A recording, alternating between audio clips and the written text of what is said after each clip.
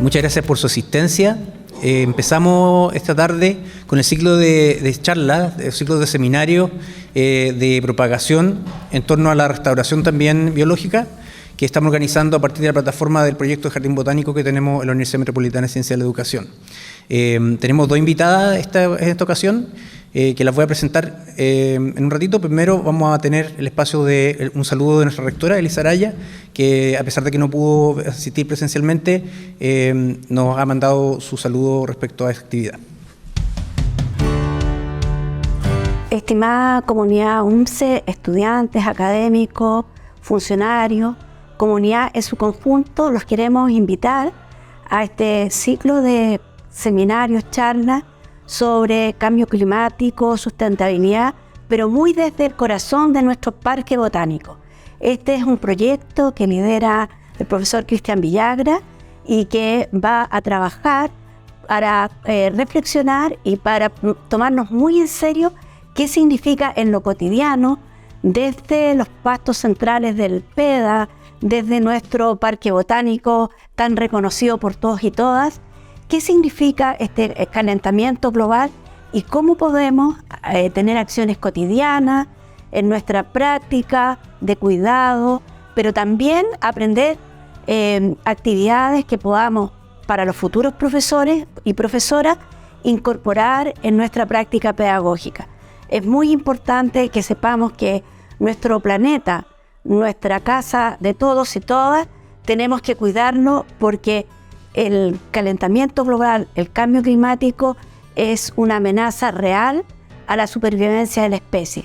Mientras antes comencemos a actuar, la posibilidad de tener efectos reales en mejorar las condiciones en que estamos desarrollándonos ahora, por ejemplo, las temperaturas, las nuevas plagas, en fin, las vamos a poder controlar o aminorar, pero para eso tenemos que formarnos y por eso es tan importante estos talleres y esta reflexión que nos propone el profesor Villagra. Así que están todos invitados a mirar desde nuestro parque botánico qué es lo que podemos hacer concretamente para no solamente hablar, sino que actuar sobre los cambios. Bueno, muchas gracias, rectora, por su palabra, y ahora lo dejo con el director de la Segundo Evento de la Caridad, don Joaquín Bermúdez, que va también a dirigirse a continuación.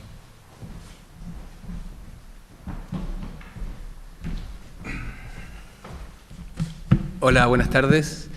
Me queda poco decir después de lo que habló la rectora, porque sin hablar con ella vamos a referirnos más o menos a lo mismo, ¿no? Yo solo quería referirme a esta iniciativa del Jardín Botánico UMCE que dirige el profesor Cristian Villagra, porque alinea dos ideas fundamentales en términos estratégicos de nuestra universidad desde su relación con el entorno.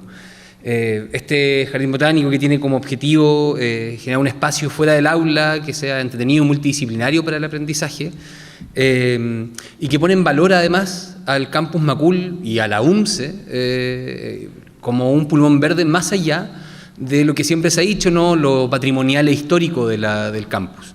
Eso yo creo que es muy importante porque nos hace mirar desde otro punto de vista también el aporte que tiene la UMCE hacia la sociedad y además hacia su territorio inmediato. Pero como les comentaba, hay dos ideas fuerzas en términos estratégicos que nos parece que son fundamentales para el Jardín Botánico y también en este ciclo de seminario que estamos inaugurando. En primer lugar, lo decía la rectora, el cuidado del medio ambiente en un contexto de cambio climático con sus consecuencias nefastas para el ser humano, que se alinea muy bien con la estrategia de la universidad de aquí al 2030, que es generar una educación humanizada y humanizadora, con un enfoque de derecho, que permita enseñar y co-construir, ¿no? A través de una educación que permita cuidar nuestro entorno. Esos dos ámbitos me parece que son fundamentales en la educación del siglo XXI, en una universidad como la nuestra, que es de ciencias de la educación, pero que no puede estar exenta de su vinculación con las otras disciplinas, ¿no? Ahí tiene la difusión, ¿no? Efectivamente, un montón de otras iniciativas, pero nos parece que este tipo de ejercicio, en términos de traspasar lo que se hace en las universidades hacia el medio, como vinculación con el medio, es sumamente importante. Yo, como director de la Segundo Evento de la Calidad, no puedo dejar de pasar la oportunidad de Comentarles que nos encontramos en pleno proceso de acreditación institucional, por lo tanto, estas iniciativas de acercarnos a la comunidad también son muy importantes. Los dejo invitados también a informarse sobre todas las iniciativas de socialización para nuestra próxima visita de pares y también a participar de ellas si son convocados. Les deseo el mayor de los éxitos a todos los que vean, las expositoras y al profesor Villagra, y también les agradezco su participación. Muchas gracias.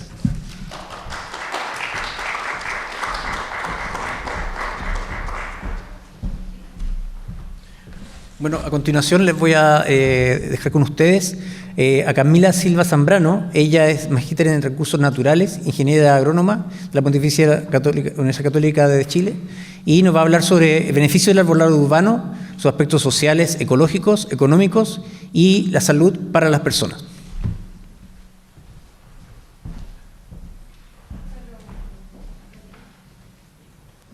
Ahí sí. Ya la aprendí.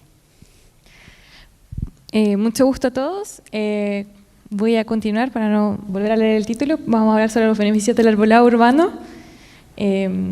Bueno, vamos a hablar sobre el contexto actual que estamos viviendo.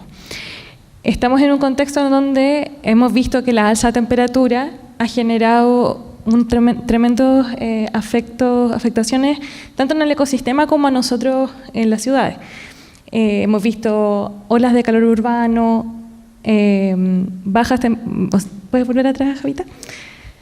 Hemos visto cómo han existido disminución de las precipitaciones y a su vez aumento extremo de las precipitaciones. Entonces, es muy importante entender sus efectos. Acá hay algunos ejemplos. Por ejemplo, el primero a mano izquierda es como una especie de stand que pusieron en Buenos Aires como basta de seguir agravando el cambio climático. En caso de acá de Chile, el verano que acaba de pasar se cierra como el más caluroso de la historia de Santiago. La siguiente. Y estas alzas de calor no solo nos afectan en las ciudades, también en las zonas más rurales, en donde la sequía y la eliminación de los cultivos generan a su vez también muerte de animales y especies en general que quedan abandonadas sin agua, y se genera un tremendo problema social tanto para nosotros como para las comunidades rurales. En este caso es el ejemplo opuesto. A su vez podemos ver efectos de grandes lluvias y aluviones que se generan por acumulaciones de material particulado, material que queda acumulado en zonas altas, que se desestabiliza por estas grandes lluvias y arrasa con todas las ciudades cuenca abajo.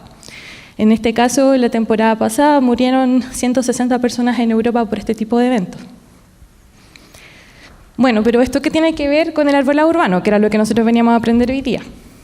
El 87,8% de la población mundial vive en los centros urbanos.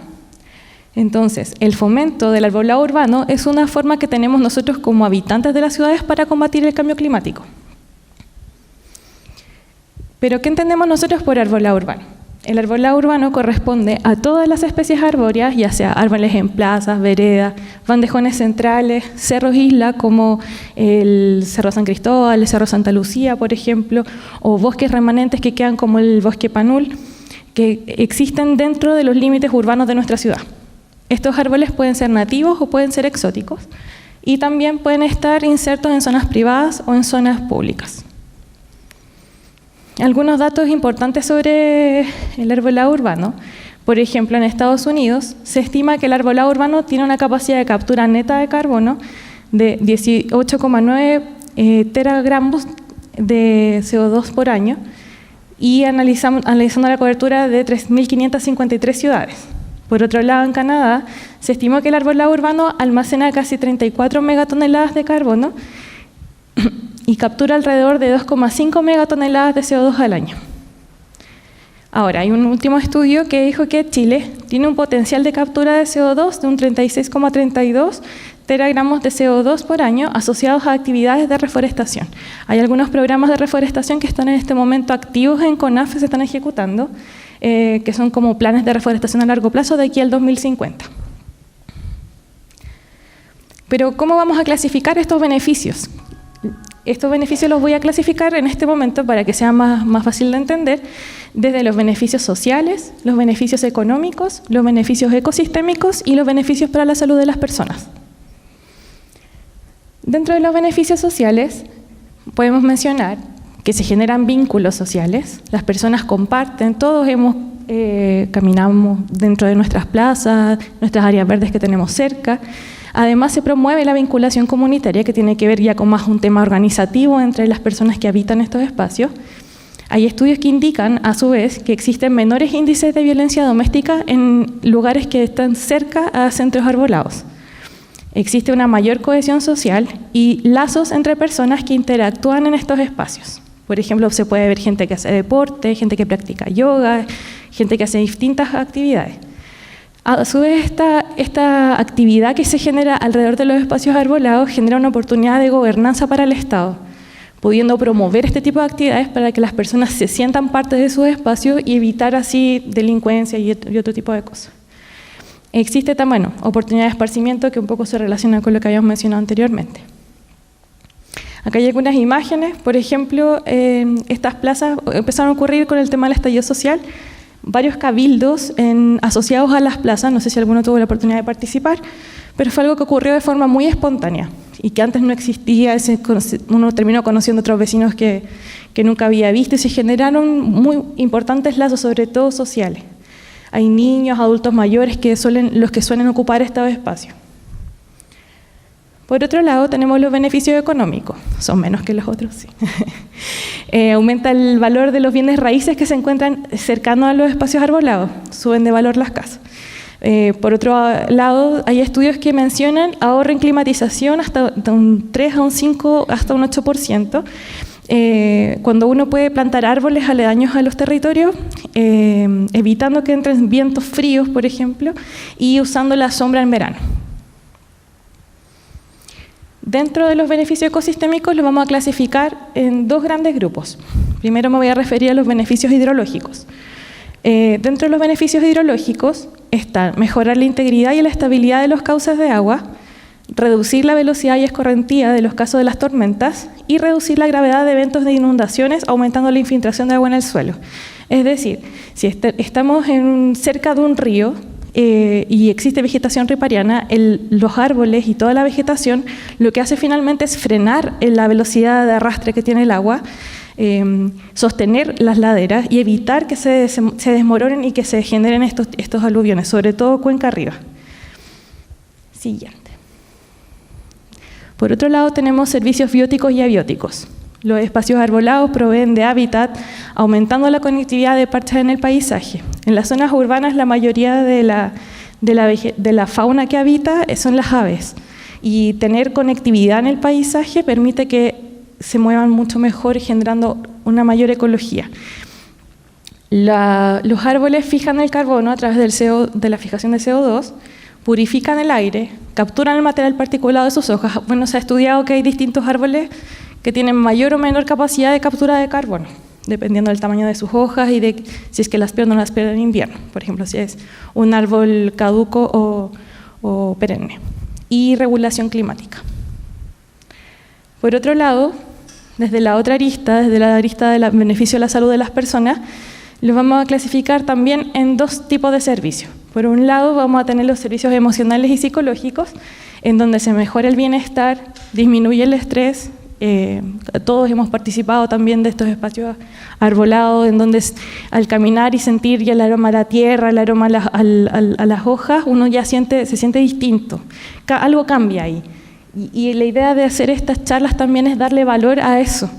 Es ser más conscientes de los cambios que se generan cuando uno está caminando en el cerro, yendo a una plaza, subiendo algo, como que uno entra en un estado de introspección y efectivamente se generan beneficios muy importantes. Da sentido de pertenencia e identidad. Existe como un concepto de legado cultural alrededor de los árboles y valor espiritual. Por otro lado están los servicios fisiológicos, que es como un poco la mirada desde lo tangible. Se mejora el bienestar físico de las personas, se ofrecen oportunidades de recreación y esparcimiento, se mejora la calidad de vida de las personas y Por ejemplo, voy a dar un ejemplo de beneficios fisiológicos muy, muy específicos con respecto a una actividad que se origina en Japón que se llama baños de bosque o Shinrin-yoku. En este caso, los japoneses se dedicaron como a demostrar científicamente que esto efectivamente genera un beneficio en la salud de las personas, pero ¿cómo lo va a ejercer? Entonces, lo que hicieron ellos fue tomar muestras de sangre de las personas antes y después de estar expuestas a un espacio arbolado. Entonces, lo que ocurrió ahí fue que aumentó la concentración de linfocitos de células natural killer, que son las células de defensa de la inmunidad, y se disminuye el cortisol y el estrés. O sea, se tomó muestras de sangre antes y después y la gente tenía menor concentración de cortisol. En conclusión, es importante considerar la conexión de los seres humanos con la naturaleza desde un punto de vista evolutivo, emocional, ecológico, psicológico, dándole valor a nuestros árboles urbanos. Como conclusión, la siguiente. Como discusión en realidad con respecto a estos espacios arbolados, en Chile no hay institucionalidad sobre el arbolado urbano, no hay una ley en particular que defienda el arbolado urbano, quién se hace cargo del arbolado urbano, y eso es un tremendo conflicto. Las municipalidades tienen diversos criterios para abordar el manejo del arbolado urbano, criterios de poda, criterios sobre el manejo fitosanitario y un montón de cosas que generan que la verdad es que finalmente el manejo del arbolado urbano queda como apiadada y a merced del criterio que tenga cada encargado en cada comuna de nuestro país. Y son muchísimas comunas con distintos presupuestos. Entonces podemos ver también la disparidad en el acceso a los espacios arbolados, donde tenemos comunas que tienen vastos espacios de áreas verdes, sin embargo otras comunas que tienen menos ingresos, que donde no tienen acceso a espacios arbolados y se pierden también de todo esto. CONAF tiene un programa, bueno, yo trabajo en CONAF, por eso lo menciono, entrega árboles y proyecta programas comunitarios con el fin de generar proyectos y arborizar espacios en estas zonas que justamente son más vulnerables, tienen menos coberturas arbóreas y tienen menores ingresos del país. Eso, chiquillos. Muchas gracias por su atención. Doy el paso acá a Javiera. Gracias. Doy el paso a Javiera y cuando finalicemos ambas presentaciones vamos a pasar a consultas y comentarios. Quería primero agradecer mucho este espacio, es un honor para mí poder estar aquí en el PEDA, que es una universidad importante en mi vida y también para el desarrollo de la pedagogía. Ya bueno, yo les voy a hablar sobre la conexión humana con la naturaleza, que vendría siendo la relación socioecológica. Dale más. Bueno, primero quería adentrarme en ciertos conceptos, porque cuando hablamos de ecología o de ecosistémico o de relación ecosociológica, tenemos que entender qué es un ecosistema. Bueno, dale nomás. Un ecosistema vendría siendo cualquier territorio que esté compuesto por dos tipos de factores, bióticos y abióticos, y que estos interactúan entre sí. Un factor biótico es cualquier cosa que esté viva, ¿ya? Diferente escala, no importa, comunidad, unidad, no importa. Y factores abióticos, o sea, cosas que no están vivas, pero que sí tienen dinámicas propias. Por ejemplo, las nubes no están vivas, ¿cierto? Pero sí se mueven, se desplazan y tienen un ciclo. El agua tiene un ciclo, ¿cierto? Las piedras, el suelo, los rayos del sol, todo eso son factores abióticos, ¿ya? Y esos reaccionan con los bióticos y viceversa, y se va produciendo una dinámica sistémica entre ellos y se produce un ecosistema, ¿ya? O sea, en estricto rigor podríamos decir que nosotros también somos un ecosistema, ¿cierto? Porque tenemos huesos, el carbonato de calcio, ¿cierto?, que de repente se produce en nuestro cuerpo, no está vivo, pero si hay células que interactúan ahí, se sostienen y se van produciendo procesos, entonces también somos un ecosistema no viviente. Y todo puede ser un ecosistema, no necesariamente tiene que ser un bosque, no necesariamente tiene que tener un árbol para ser un ecosistema. Yo aquí, por ejemplo, les puse un arrecife de coral, ¿cierto? Un ecosistema marino. Ahí puse una plantación de eucaliptus, conflictivo, ¿cierto? Controversial, pero bueno, tiene cosas vivas, tiene cosas que no están vivas y se relacionan constantemente. Ahí puse, ¿cierto?, un ecosistema más seco, más xerofítico del desierto. Aquí también puse una sabana, que también uno podría decir, pero no tiene nada, pero hay cosas que se están relacionando ahí. Ahí puse un cultivo que al ser artificial, igual que la plantación, no deja de ser un ecosistema, solo pasa a tener el apellido de ser un ecosistema artificial, ¿ya? Pero cumple los mismos roles, no de la misma manera, no con la misma intensidad, pero también da oxígeno, hábitat para fauna, nativa o exótica, y tiene sus dinámicas. Y ahí llego de nuevo al arbolado urbano, que era el tema que estábamos hablando con la Cami recién. Las áreas verdes que tienen plantas, porque hay áreas verdes que solo tienen cemento, ¿cierto? Yo creo que la han visto últimamente, se han puesto de moda para los alcaldes. Bueno, las áreas verdes que tienen plantas son ecosistemas artificiales, ¿ya? Y cumplen roles y nos dan beneficios o servicios ecosistémicos. Bueno, la relación socioecológica. Ahora que sabemos qué es un ecosistema, ¿qué tenemos que ver nosotros ahí? ¿Cómo funciona la relación socioecológica? Bueno, yo quería que se plantearan si de camino de su casa a su trabajo, a su estudio, ustedes ven alguna planta que se han fijado más de una vez, o han escuchado un ave, o de repente, no sé, han visto un perro, ustedes tienen mascotas, tienen plantas en su casa, las tienen, no las tienen, conocen a alguien que sí tiene más o tiene menos. ¿Qué pasa ahí? ¿Por qué esas cosas son parte de nuestra vida sin ser creadas por el hombre, necesariamente? A menos que tengan un pug, que también igual es un animalito que está vivo. Quiero que cierren los ojos, aunque pueda sonar incómodo ahora, y piensen, ¿dónde están sus pies ahora? Están en el salón, ¿cierto?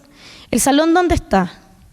El salón está en el PEDA está en Ñuñoa. ¿Dónde está Ñuñoa? Está en Santiago. ¿Dónde está Santiago? Está en una cuenca. La cuenca está entre dos cordilleras. Nosotros siempre estamos en la naturaleza.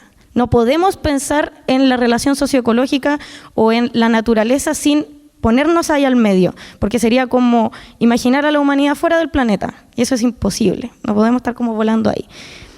Entonces, la relación socioecológica es bastante abstracta, pero si nos ponemos a pensar un ratito ahí con un vinito, ¿cierto?, conversando con amigos, va a ser algo que primitivamente van a hacer, lo vamos a entender. Vamos. Bueno, ahí de hecho les puse Santiago para que no pensaran como, yo no veo la cordillera nunca. La naturaleza está en todas partes, lo que pasa es que a veces estamos tan metidos en lo que hizo el hombre que se nos olvida que allá afuera sigue estando toda la naturaleza. Nada más. Bueno, esto no es un concepto occidental que se les ocurrió ayer, de hecho la cosmovisión mapuche, que no es una de las más ancestrales, pero sí es una de las más conocidas para nosotros, ya venía discutiendo, ya había creado el valor de uso, la significación de las relaciones con la naturaleza, entendiendo que debe haber un equilibrio de respeto, de armonía, espiritualidad, conciencia, y sé que puede sonar súper hippie, pero en realidad ellos tenían un concepto, el Iltrofil Mugen, que, bueno, ahí le puse un texto, pero en realidad, en resumen, es que todas las vidas existen. Y eso quiere decir que aunque yo no me fije, por ejemplo, que hay una bacteria aquí en el vasito en el que yo me estoy tomando, no significa que no esté existiendo. Así como afuera yo voy a los pastos y yo no me doy cuenta porque estoy conversando que hay un aguilucho arriba que también está existiendo y que depende de ese árbol ahí para existir. Nos guste o no, para bien o para mal, están todos vivos y esto es lo que sustenta, nada más, el buen vivir, que yo creo que ese concepto es mucho más conocido, lo deben manejar más. Entonces esto se sostiene gracias a que si empezamos a mirar la naturaleza de otra forma, quizás podemos encontrar mejores maneras de enfrentar los desafíos que, por ejemplo, nos ha traído la degradación de esos ecosistemas, porque, nada más, existe algo que se llama servicios ecosistémicos, que suena súper mercantilista y yo lo sé, pero porque este concepto no nace para convencer a la gente, de hecho a la gente que está aquí, porque a ustedes les interesa este tema, por eso vinieron hoy día, o no creo que lo hayan obligado, sino que es para hacer entender a los economistas, a los políticos, ¿cierto?, a la gente, a los no convencidos, de que nuestra existencia, nuestro bienestar, nuestra dinámica de vida depende de los ecosistemas, pero no solamente de que existan, sino que se mantengan en equilibrio o alcancen ciertos niveles de equilibrio. Entonces yo ahora les quiero preguntar, ¿hay algo aquí en este salón que yo no pueda desmembrar y decir de dónde salieron los compuestos de la naturaleza? ¿Hay algo aquí que no dependa de la naturaleza? La silla donde están sentados, el micrófono con el que estoy hablando, el metal, salió de ahí, las pilas, las sacaron de aquí del salar. Todo salió de la naturaleza. Entonces hay que entender que esto no es una alacena infinita de recursos de mi casa donde yo saco y saco y saco, y ¿quién los da? No es magia. Esto lo hace la naturaleza. Nada más. Bueno, este concepto, que es básicamente lo mismo que explicó la Cami, ¿ya? Solamente que yo lo voy a ver un poco más general, porque yo voy a hablar de los ecosistemas en general, la relación con la naturaleza en general, pero obviamente aquí también podemos identificar lo mismo que dijo la Cami. Es otra clasificación, pero por eso, más general solamente.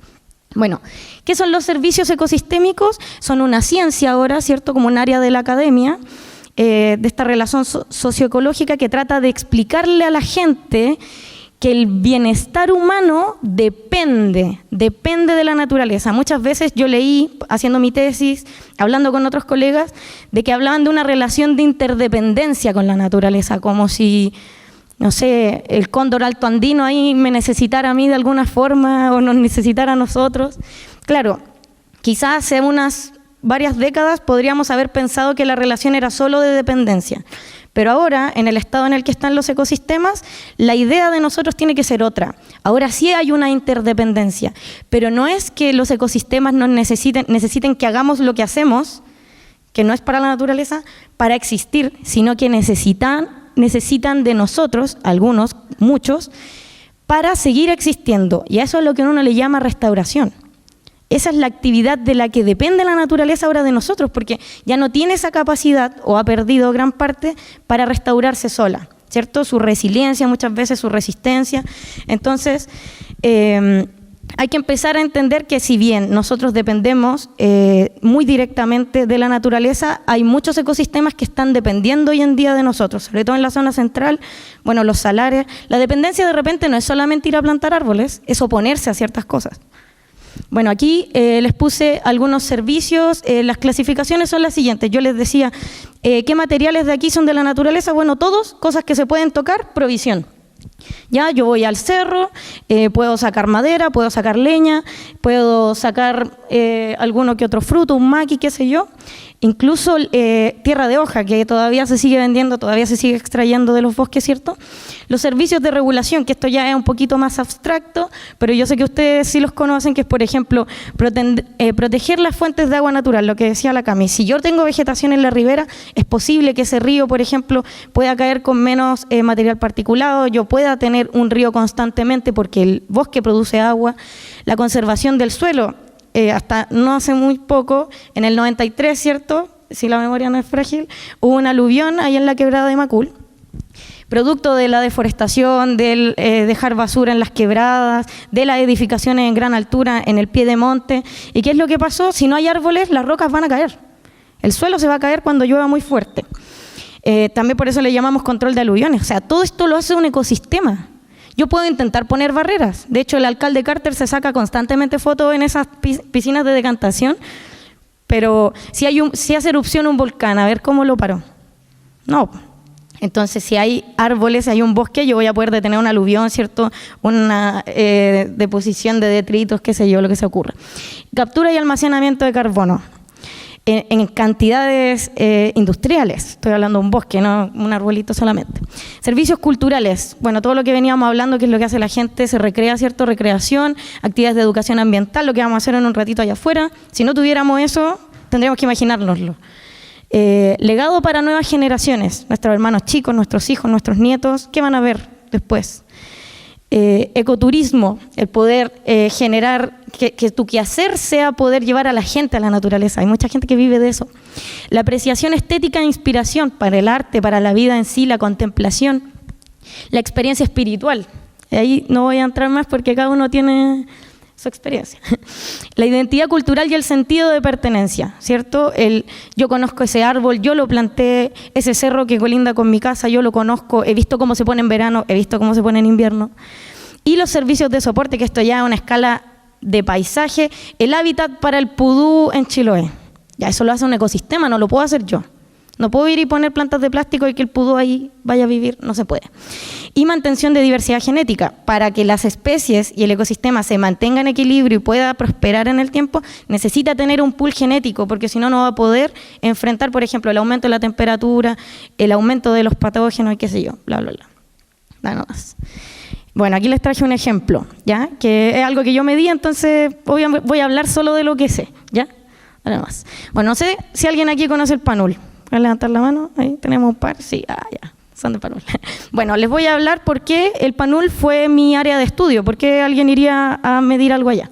Bueno, primero tiene un ecosistema esclerófilo, ¿ya? Solo hay 5 en el mundo, uno está acá, y además es un hotspot de biodiversidad, entonces ya, suficiente con eso, pero aún así hay más razones.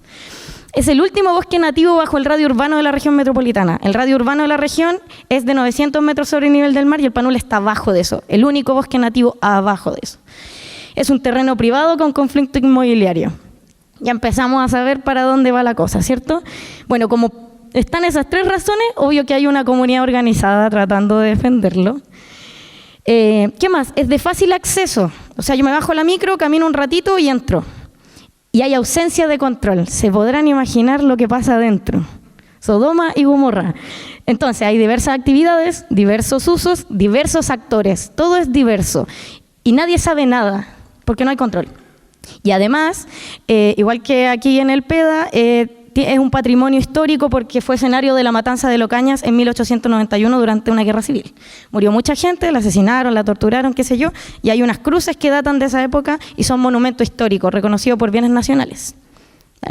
Bueno, ¿dónde está el PANUL? Ya de nuevo vamos a viajar hacia allá. Está en el pie de monte, en la precordillera de la Sierra de Ramón, en la Florida, ¿cierto? En el sector suroriente. El área que yo estudié tiene 1024 hectáreas, ¿ya? Es una delimitación que hizo la comunidad, ¿ya? No es ni geográfica ni administrativa, porque esos son 3 fundos, ni siquiera es solo uno. Tiene 3 dueños. Pero ese es, para que entremos en el imaginario, ¿ya? Parte en el 720 metros sobre el nivel del mar y termina en el 2300 en el Minilla, para que se hagan una idea de la pendiente. Dale nomás. Bueno, resultados, para que vayan entendiendo cómo podemos penetrar con esta idea en la gente, porque yo, ¿qué hice? Encuestas, le pregunté a la gente que iba, que vivía, que pasaba por ahí, a los tomadores de decisión de ahí, ¿cierto? Concejales, bueno, el alcalde no me responde. Claro, yo les fui a preguntar cómo, ¿saben que esto pasa ahí? ¿Saben el valor que tiene este lugar? Les pregunté por todos los servicios, ¿ya? Hice un listado de servicios potenciales, los validé y les pregunté, ¿usted cree que este servicio lo da el PANUL? Bueno, de los 17 que yo evalué que están ahí, que son los primeros que les mostré obviamente, todos fueron identificados. No hubo un servicio que el 100% de las personas me dijeran, no, ese no está. La gente sabe, aunque no vayan, se lo imaginan. El menor porcentaje de presencia de un servicio fue 79%, y es súper alto. O sea, es el servicio que menos como validación tuvo de la gente, y aún así es mucho. Y era ecoturismo porque yo fui a medir en pandemia. Obvio que no se hace ecoturismo en pandemia. Y existen 3 servicios con un 100% de existencia, o sea, todos dijeron, este sí está. ¿Y cuáles son? Captura y almacenamiento de carbono, ya no me sorprende tanto, la gente sabe, la tele lo dice. Recreación en ambientes naturales, obvio, yo veo que sube y baja ciclistas todo el rato. Pero experiencia espiritual, había gente que no iba al PANUL y me dijo, sí, allá se hace experiencia espiritual. Es algo que se asume, no puede estar relacionada la gente con la naturaleza sin tener una experiencia espiritual. No lo digo yo, lo dice este estudio. Bueno, otra pregunta que les quería hacer, ¿cuál es mi papel frente a cierto ecosistema? Por ejemplo, yo trabajo cerca del Parque Almagro, ¿cuál es mi rol, mi papel frente a ese ecosistema? Yo paso por ahí nomás, no me siento, no vendo nada, no investigo nada, lo miro nomás, ya. ¿Cuál es mi rol frente al Parque Inés de Suárez que está aquí? ¿Cómo me relaciono yo ahí? ¿Soy vecina? No sé. ¿Cómo me relaciono yo con el ecosistema que está aquí en el PEDA?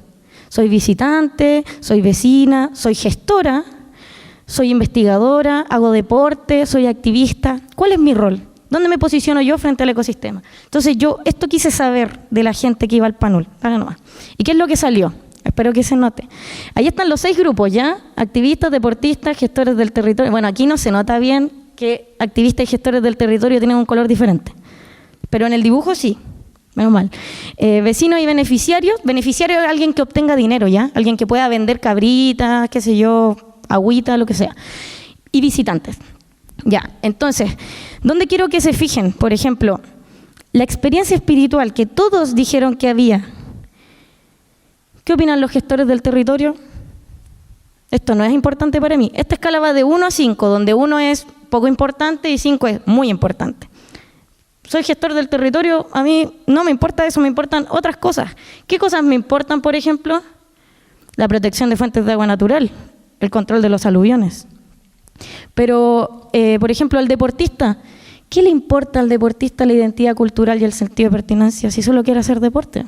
Pero hay cosas que sí le importan, pues, por ejemplo, que tenga fauna nativa, eso sí me importa a mí. Poder recrearme en ambientes naturales, de hecho fue el que más votó por eso. Bueno, y así podemos ir entendiendo cómo se relaciona la gente con la naturaleza, no es trivial.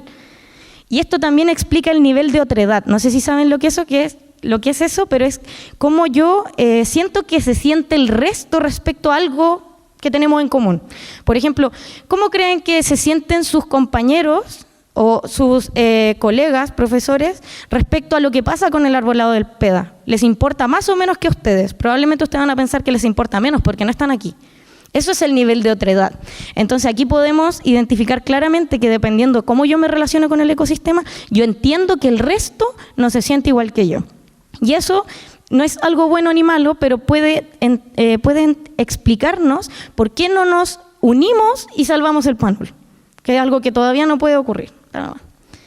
Bueno, para que entiendan, yo les pregunté a las personas como último resultado de la tesis, segmentamos el panul en 18 lugares, ¿ya? Por variables de cobertura vegetal, ¿cierto? Aquí, por ejemplo, podemos ver que hay matorral y qué sé yo, aquí hay bosque, solo por los colores. Accesibilidad, que hubieran líneas geográficas que lo delimitaran, que hubieran barreras físicas, un cerco, por ejemplo, que lo delimitaran. Y así salieron 18 lugares. Entonces yo le dije, ¿usted me puede decir dónde hay captura de carbono? Ah, sí, me decían, aquí, acá, acá. Obviamente tenían que conocer el lugar. Y así les fui preguntando por los 17 servicios. ¿Qué pasó? Dale nomás. Primero les pregunté, ¿a dónde va usted? ¿Qué lugar visita más usted? Obviamente aquí está la entrada y el lugar que más visitan es la entrada. Sin embargo, el lugar más feito está más degradado, tiene un cementerio de mascota ahí con todos los animales afuera, un olor terrible, degradación, sol, súper poca cobertura, pero es el lugar que más visitan. Y siendo M el lugar que tiene el bosque más bacán, bosque de Peumo, nadie va para allá, pero porque no saben, está muy lejos. Nada más. Y luego fui y ubiqué los servicios. Pero los servicios yo les había preguntado, ¿cuál es más importante para usted? Este y este. Entonces yo conmuté ese valor con la presencia y saqué este mapa de calor de valor, que es muy diferente a preguntarle a la persona, ¿cuál lugar es más importante para usted? Si yo le pregunto aquí en el PEDA, ¿cuál lugar es el que para usted tiene más valor? No, acá donde yo me voy a tomar con mis amigos. Ya, pero si yo le pregunto por servicios y el valor de los servicios, yo tengo el valor del lugar en función de los servicios. Eso es lo que quiero yo. Y eso es lo que yo obtuve. El lugar que más visitan no es el más importante para ellos, el que tiene más valor. Son los que tienen bosque. ¿Ya? Por ejemplo, el BEA, que era uno de los más visitados, es súper feo, no tiene ningún servicio según ellos. Y aquí, ¿qué puse? El proyecto inmobiliario. Y las líneas moradas, la proyección de vialidad. Todo esto se perdería, y no se perdería como discretamente, no es una línea como, ya, para acá no se pierde nada. Los servicios ecosistémicos, la provisión de esos servicios es algo fluido, es algo que ocurre constantemente. Y ocurre porque yo voy. Si yo no voy al ecosistema, si yo no me relaciono con él, no hay servicios. Porque el ecosistema nos está dando servicios a sí mismo. Ese concepto lo inventamos nosotros. Danos. Y también les pregunté por su sensibilidad, hice un análisis de discurso, les pedí que me explicaran con sus palabras y no un sí y un no, cómo les afectaría o qué opinan ellos sobre el impacto del desarrollo inmobiliario en los beneficios que entrega el parque. ¿Ya? Yo quería directamente hablar de ese tema conflictivo, pero no solamente, yo sé que no les va a gustar el desarrollo inmobiliario, pero quiero saber por qué. ¿Dónde se mete aquí la naturaleza? ¿La naturaleza es un factor? Entonces yo clasifiqué la respuesta en 3 aristas: social, personal o emocional y ecológico. Se dan cuenta al tiro de que hay una concentración en lo ecológico, pero también hay matices donde hablan de lo social y de lo ecológico, de lo personal y de lo ecológico, y hay un discurso de 25% donde abarca todas las aristas. Está más. Bueno, un ejemplo de un discurso social, estas son respuestas de verdad, se perderían todos los beneficios que entrega el PANUL hacia la comunidad. Ya de partida me dice comunidad. Esa persona tiene una visión social. Nada más. El personal o emocional va en desmedro de todos los beneficios. Me habría opuesto a mi condominio. Era un vecino, claramente. No se opuso, pero se habría opuesto. Dale más. Y el ecológico, que está un poquito más claro, yo creo. Siempre impacto negativo, destruiría quebradas, flora, fauna, a las aves que pierden sus árboles. La gente tiene el dominio igual del lenguaje, saben lo que hay, saben lo que se podría perder. El nivel de otredad nos hace creer que la gente es ignorante, pero sí saben. Lo que pasa es que a veces nadie les pregunta o no tienen mecanismos de participación. Nada más. Comentarios finales. Bueno, la relación individual y colectiva con la naturaleza es muy compleja, ¿ya? Y puede reflejarse a diversos niveles. Si yo tengo plantas domésticas, yo la veo todos los días, ¿cierto? O tengo mi mascota, que es un ser que no es humano, voy al área verde de mi barrio, o bien me fijo en el paisaje donde se inserta mi ciudad. Yo todos los días miro la cordillera, sin falta, pero es porque es un chip que tengo integrado. Hay una fuerte sensación de otredad respecto a cómo nos sentimos y relacionamos con la naturaleza. ¿Cuál es nuestro mínimo común denominador? Si yo pienso en Chile, ¿qué hace que seamos chilenos? ¿La bandera? ¿La cueca? ¿El terremoto? No, porque no tenemos esa misma experiencia. Lo único que tenemos es el territorio, ¿ya? Y el territorio es naturaleza. Y hay gran diversidad y complejidad en la distribución territorial de los servicios y su valoración. No es trivial hacer esta evaluación. De hecho, si lo hiciéramos aquí en el PEDA, estoy segura que los funcionarios me darían una respuesta, ciertos funcionarios: no, a mí me gustan esos arbolitos allá para tomar la sombra después del almuerzo, vamos a jugar a las cartas. Los estudiantes me dirían: no, allá donde nos podemos ir a fumar los pitos, vamos a tomar. Los profes dirían: no, ahí porque yo estaciono mi auto, me da sombra. Todo es diferente y es valioso. No porque sea una respuesta individual no la voy a recoger. Después se transforma en estadística. Es recomendable apuntar la educación ambiental a visitantes que desarrollan actividades nocivas para el ecosistema. Lo que yo les dije, tenemos que crear estrategias, no tienen que ser educadores ambientales. Nosotros hacemos educación ambiental en nuestro entorno, con nuestra mamá, con nuestro papá, nuestra pareja, nuestros amigos. Si nosotros hablamos de naturaleza, hacemos educación ambiental. Pero tenemos que apuntar el discurso hacia quienes no están convencidos, quienes no entienden, quienes creen que todavía la naturaleza se trata de sacar nomás, que me da cosa y yo la domino. Eso es lo más difícil, no lo estamos todavía logrando. Sé que hemos avanzado, pero no lo estamos logrando. Buscar alternativas participativas para el manejo de territorios, lo que decía la Cami. ¿Quién se hace cargo del árbol urbano? Si yo quiero así o no lo quiero así, cortaron este árbol que no tenía nada, nadie me explica nada. Y quienes se relacionen con el lugar, o sea, quizás yo no soy alcalde, pero yo vivo aquí, ¿cómo no voy a poder tomar una decisión? Pudiesen tener voz en las discusiones y toma decisiones sobre él. O sea, hay que participar, pero me tienen que dejar participar, pero yo tengo que exigir poder participar, no va a pasar solo. Bueno, y aquí este comentario ya más final, y obviamente que es discutible, todo lo que dije es discutible. No basta con no contaminar, ¿ya? Hay que descontaminar, o sea, no basta con que yo deje de tirar basura en la calle, yo tengo que ir y limpiarla. Bueno, en la calle no, pero al bosque sí. Pueden ir al Panul y quizás no dejan la basura, pero tampoco se llevan la que no es suya. Bueno, vamos a tener que hacer el esfuerzo, desde ahora hasta que nos vayamos. No basta con no deforestar, tenemos que reforestar, ¿ya? No basta con preservar, que siempre escucho mucho como, no, la preservación es no tocar algo. Y lo que yo les dije, si no restauramos, ese ecosistema ya va a la baja porque ya lo tocamos. No me sirve preservar algo que está degradado, tengo que conservarlo. Y digo conservar porque conservar implica acciones, implica restaurar, implica reforestar, enriquecer, qué sé yo, un montón de ideas que han salido. Y no basta con reciclar, no basta la toma de conciencia, debemos actuar, ahí para que se motiven. Y estoy hablando del PEDA, actúen. No basta con reciclar. Hay que dejar de consumir. Esa está dura. Ya, dale. Y eso, muchas gracias.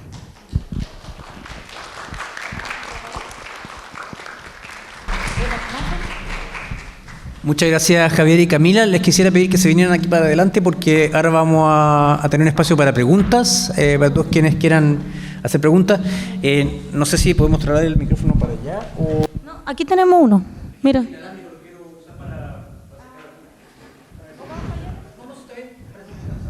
Sí. No, para poder pasar a la... Ya. ¿Aló?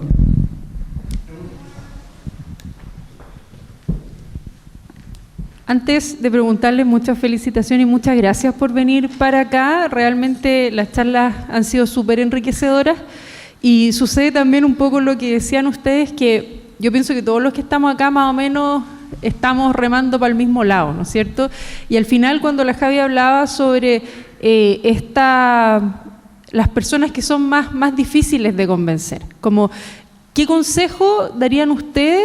Como, ¿cuáles son los argumentos clave? Quizás ustedes han estado más expuestas a este tipo de cosas. A nosotros nos toca acá siempre predicar con los conversos, pues a lo mejor a ustedes les han tocado huesos más duros de roer.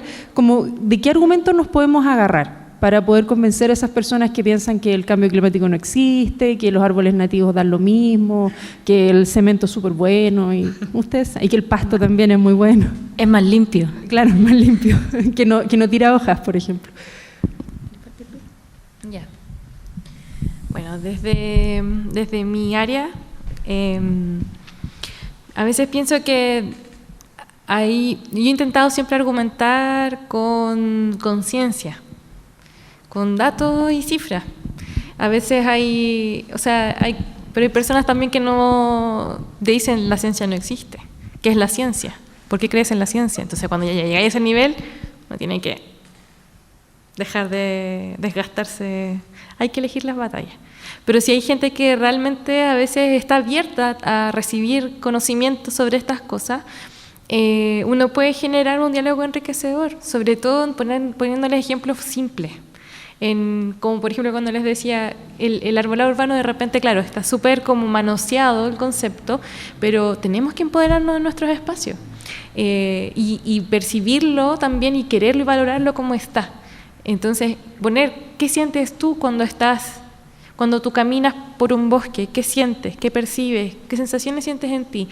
Siento que hacer conectar a las personas con la naturaleza puede que se vayan sensibilizando de a poquito. Pero siento que eso ha sido mi experiencia al menos. Estoy de acuerdo. Muy de acuerdo con esa parte de elegir las batallas, porque yo he tenido mucha ansiedad tratando como de habitar espacios que no son el adecuado para uno. Uno tiene que saber cómo quiere usar su voz, si quiere ir a protestar, si quiere pegar carteles, si quiere hacer charlas, lo que más les acomode, porque va a ser un camino súper incómodo. Entonces hay que ir cómodos. Pero pienso que la empatía es fundamental. Entender por qué esa persona no se siente conectada, por qué esa persona, por ejemplo, me ha pasado con el cementerio de mascotas que hay en el Panul, que les decía. Claro, esa gente no va a hacer daño al Panul porque quieran hacer daño al Panul. Es una necesidad, sobre todo de la gente que vive en departamento, tener dónde enterrar a su mascota. Lo mismo que pasear al perro, que creen que el perro bacán en el cerro, y es como, no tiene hábitat el perro, ya no tiene hábitat. También pasa con la gente que quiere hacer asados en el cerro. No hay suficientes espacios de área verde para hacer asados con amigos, es una necesidad social, sobre todo con el tamaño de las casas y departamentos que hay ahora. Entonces no hay necesariamente una perversión en la gente, y de hecho si me encuentro con alguien perverso ni siquiera me esfuerzo, para nada. Y también hay que enojarlos. Yo me he dado cuenta de que, por ejemplo, cuando hacemos salidas al Panul y la gente como que no cacha mucho, yo les digo, no, y miren, y pasa esto, y encontramos esto, y empiezan así como a molestarse, pero la gente cómo es. Y la rabia es súper buena para movilizar, bien direccionada, por supuesto, para que no se agarren a comos. Pero sí, yo creo que tenemos que hacer que la gente se enoje, que se den cuenta de lo injusto que es, porque hay algo que no abordamos, pero los efectos de la crisis climática, bueno, la Cami algo mencionó, lo de las áreas verdes per cápita, están directamente relacionados con la distribución de clases. O sea, quienes más afectados se van a ver con los efectos del cambio climático son las personas pobres. O sea, no por nada hay un campamento en la quebrada de Macul. Y bueno, también hay un condominio más abajo, pero principalmente hay una toma. Entonces, también es un tema de clases. Y yo creo que también por ahí se puede empoderar a la gente, como entender que nos están cagando. O sea, con respecto a eso, como que hay una falta de la democratización del acceso a los espacios arbolados. Y hay esfuerzos estatales, pero siento que son insuficientes por el momento. Hay proyectos en camino, pero eso, tenemos que empoderarnos para poder darle valor a los espacios. Eso. Gracias por la respuesta. ¿Otra pregunta? Profesor María José. Muchas gracias, qué agradable escucharlas, muchas gracias, y por la pasión siempre importante. Quisiera comentarles que estoy pensando en estrategias. Probablemente tenemos que partir por algunas estrategias nosotros. y nosotros que estamos acá, mirar cómo hacemos cuerpo la sustentabilidad y el cuidado de nuestro propio espacio, porque de repente cuando uno se pone como muy mundo, muy mega, no hace ni lo mega ni hace lo propio. Entonces, eso, entonces el llamado a que veamos cómo vamos haciendo gestos de cambio, tal vez, una idea, pero dos aportes, tal vez, si ustedes me lo permiten. Yo soy de salud y estoy acá hace rato, en esta universidad, y para nosotros desde salud, por ejemplo, el argumento de salud es que los metros de verdor son parte de la promoción de la salud, y eso lo dice la OMS. Un argumento más, ¿no? Entonces, y esos metros se miden como bienestar también. Entonces yo creo que puede ser un argumento, y bueno, cuando se mira la referencia en altura de lo que pasa, ese es tremendo como solo hacia el oriente de esta región tenemos zonas con más verdes, sea cual sea lo que da ese verdor, sea lo que sea. Por otro lado, dentro del plan de las municipalidades, el tema no es el árbol, pues chiquillas, si el tema es cómo mantienes esos árboles, sea cual sea el verdor, si el tema es el agua. Entonces, y lo sabemos, ¿no? Entonces, ¿qué es lo que está pasando en las comunas? Hay algunas comunas que están cachando y que están poniendo arbustos que resistan más la falta de agua. Entonces, entonces en ese sentido, muchas veces el plantar el arbolito en una zona donde no va a haber plata para regar es perder el árbol, perder la energía y desanimarse. Entonces, yo creo que allí estoy pensando en estrategias. ¿Qué vamos a hacer nosotros acá? ¿Qué vamos a hacer nosotros en la universidad quienes estamos acá? Porque por cómo estamos gastando las aguas con lo que tenemos acá. ¿Qué vamos a hacer nosotros con los kilos de basura que bota acá kiosco? ¿Qué gesto va a haber que no sea de enojo necesariamente? Por el enojo hay que pasar, pero desde lo amoroso para que a lo mejor las licitaciones de los kioscos cambien, refiriéndose al reciclaje y refiriéndose al árbol. ¿Qué vamos a hacer nosotros con nuestro personal para que, con nuestras autoridades, con la jardinería, con los encargados de recursos humanos, para que las hojitas sean aprovechadas, todas estas cosas que sabe tanto el cristiano y que yo lo veo sufrir porque se botan las hojas, pero el resto de las personas no tenemos idea, y los que toman las decisiones tampoco? Entonces, en el fondo, es como un llamado a mirar eso, ¿no? El agua en esto, cómo cuidamos el agua aquí, y no sé, pues díganos ustedes, ¿qué hacemos aquí, pues? ¿Qué nos sugieren? A ver, con respecto a lo de los metros cuadrados por persona, la FAO ha mencionado que son como 16 metros cuadrados. Comúnmente se habla que la Organización Mundial de la Salud recomendaba 9, pero la verdad es que no hay respaldo de esa cita. A pesar de que es muy citado entre las investigaciones, no hay respaldo. La Organización Mundial de la Salud dijo, nosotros nunca dijimos eso.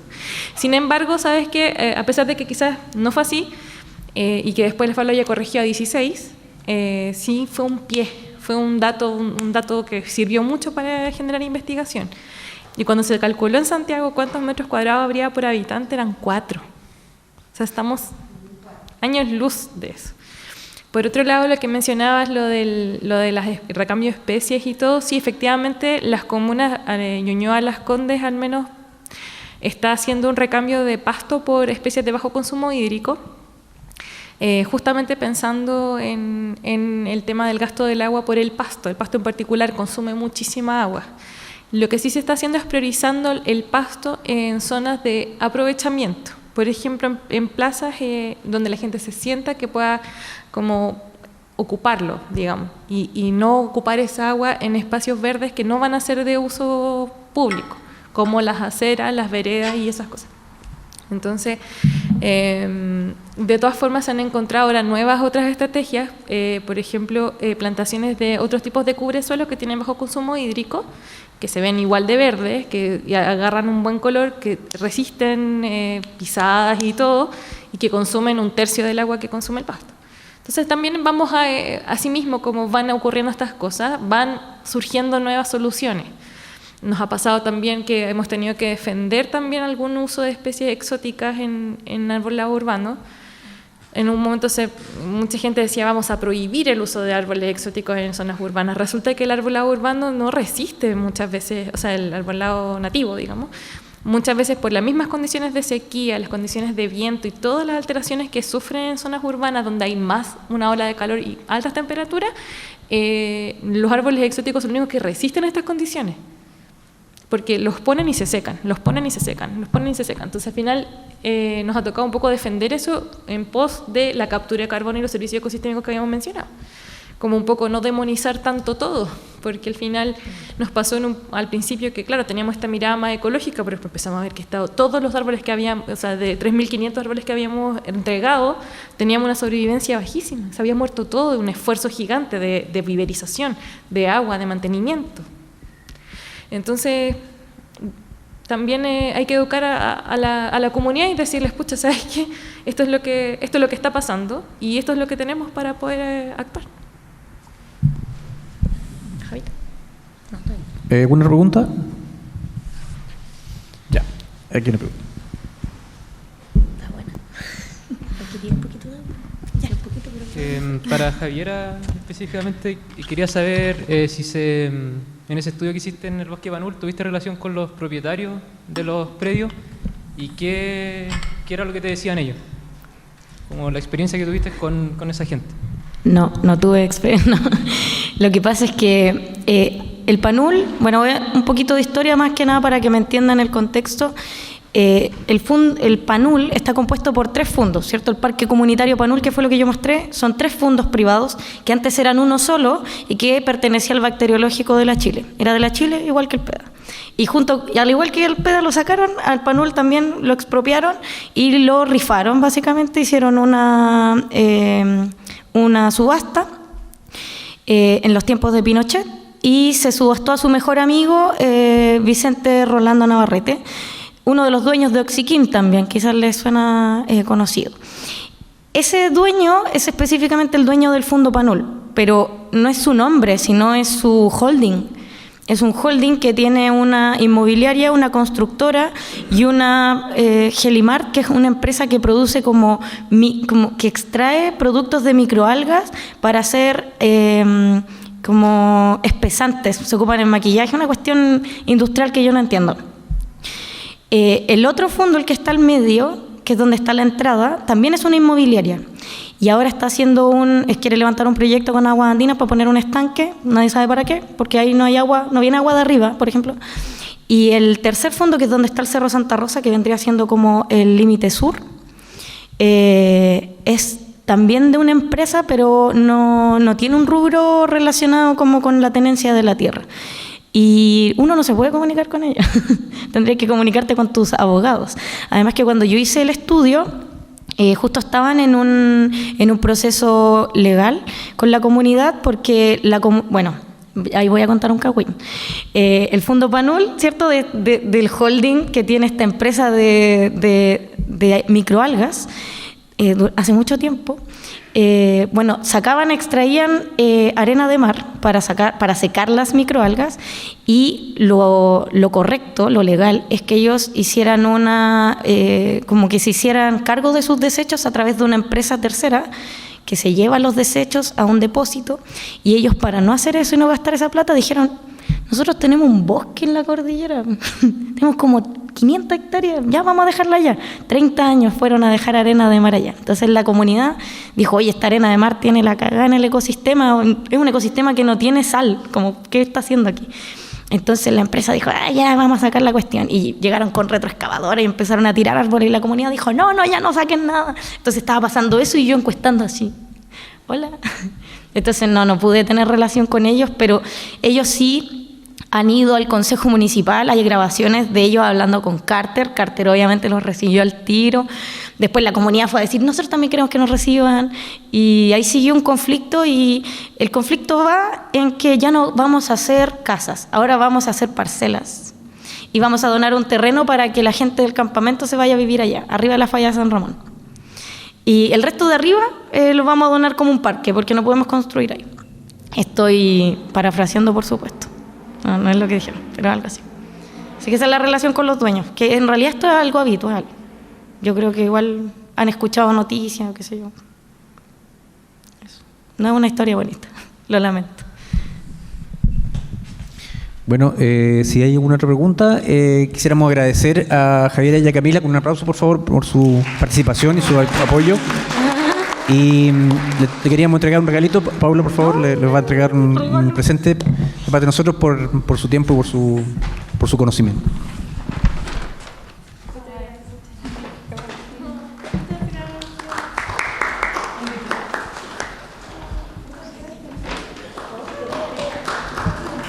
Bueno, y antes de que nos vamos para afuera, para los que quieran participar en la actividad que vamos a hacer fuera de la sala, le quisiera pedir que se vinieran para acá adelante para que nos sacáramos una foto con todos los que participaron en esta primera sesión. Y después nos vamos para afuera a la actividad de reconocimiento de especies y de interacción con nuestros jardines. Vamos a simular una actividad de baños de bosque. Lo ideal es que se haga guiada, pero igual somos muchas personas, así que vamos a dar las indicaciones y la idea es que cada uno busque cómo quiere percibir el bosque. Lo podemos percibir desde los sentidos, podemos cerrar los ojos y percibir la corteza, su textura, los aromas que sentimos acá, quizás sentarnos en el pasto, buscar un lugar, quedarnos en silencio y escuchar. Vamos a escuchar un picaflor, por ejemplo, que acabamos de escuchar. Y vamos a percibir, bueno, risas también de nuestros colegas, pero también tenemos aquí una avifauna que está conviviendo con nosotros también. Entonces la idea es que si quieren en grupos o que cada uno busque algún espacio, algún spot en donde sentarse y percibir el pasto, sentir dónde están aquí inmersos en este bosquecito urbano tremendo que tienen acá en la universidad. Sí, la idea igual es que puedan quizá un minuto, si es que es mucho ya, pero un minuto estar con los ojitos cerrados, ¿cierto? Tocando o escuchando o oliendo, ojalá una sola cosa a la vez, para activar otros sentidos, ¿ya? Para predisponer al cuerpo también a bajar un poco esa sensación de alerta en la que estamos siempre, que estamos atrasados, que me llegó un mensaje. Imaginen que están ustedes y eso que están tocando, que puede ser un árbol, puede ser pastito, eso que están escuchando. Traten de visualizarse con los ojitos cerrados, ustedes y ese espacio. Esa es como la gracia. Y también vayan como tomando nota en su mente de cosas que van observando que les llaman la atención o cosas que antes no sentía, como que nunca me doy el tiempo para hacer esto, porque todas esas experiencias personales que recogemos nos sirven para nosotros llevar a otras personas a hacer esto mismo. Cuando nos preguntaban como, ¿cómo podemos convencer? ¿Podemos invitar a nuestra familia de repente? Yo sé que es difícil. A hacer esto, o por separado, pero es algo tan simple y a veces uno no se da el tiempo para interactuar con el medio. Uno anda como con su medio nomás. Entonces ahí traten de darse el tiempo. Si quieren abrazar un árbol también, este es el momento. Ponerle a frente igual, sirve harto. Eso, la idea es que lo perciban desde otra perspectiva, desde interactuar con ellos. ¿Ya? Sí. Eso, así que son libres de interactuar. Interactuar. Explorar la vegetación.